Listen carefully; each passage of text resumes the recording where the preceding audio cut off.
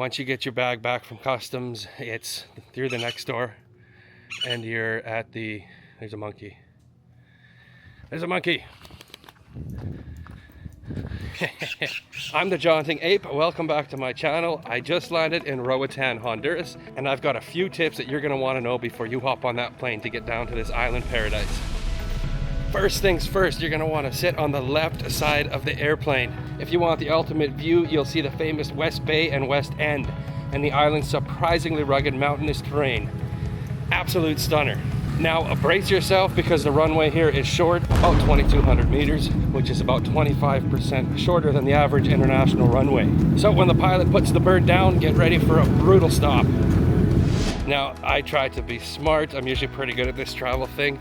I bumped my seat up from row 29 to row 15, thinking that, hey, if I'm closer to the front of the plane, I'll be able to get through customs quicker than all the people behind me. Wrong. To my surprise, they rolled up 2 staircases to the plane, one to the front and one to the back. And they started deplaning the people from the very back, like row 29 and the very front. And guess what row 15 is, where I moved to? Look around your seating. Right in the middle, and because of that, I was one of the last people off the plane. So sit in the very front or the very back if you can. And this holds true for the other 2 planes that I saw land. They rolled staircases up to the front and the back. So that's where you want to be, in the back. And here's a little bonus tip for you. Before getting off the plane, dress down, because that Honduran sun is going to slap you like you owe it money.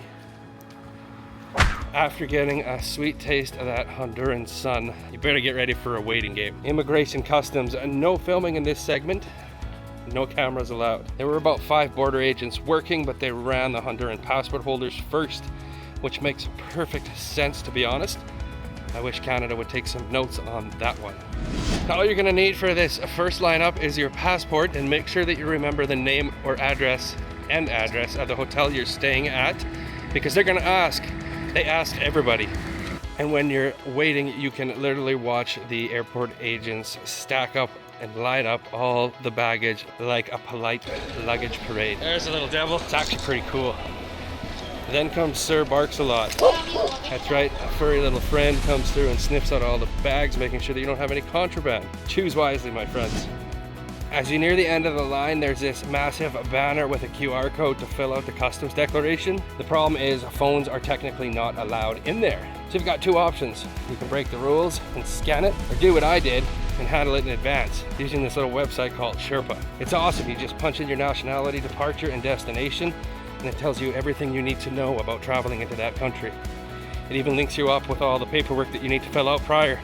Now I used Sherpa to print out my QR code, and I think it did me quite well, because when I got to the customs place, I gave the printed piece of paper to the lady who I had watched struggling with many people in front of me trying to figure out their phones. She gave me a big smile and basically just waved me through, no questions asked. She liked that piece of paper. You should get one too. And even with that smooth moment, I still had to throw all my bags through the airport x-ray machine. Everybody did. But I was super surprised that they did not look through my bags, because I carried so much electronics with me, drone, cameras, all kinds of things. The lady that took my QR code, she just gave me a smile, told me to have a nice trip. So definitely worth printing off that piece of paper. You better do it. Now listen, Juan Manuel Gálvez Airport is tiny, and I mean tiny. Once you get your bag back from customs, it's through the next door and you're at the, there's a monkey. There's a monkey.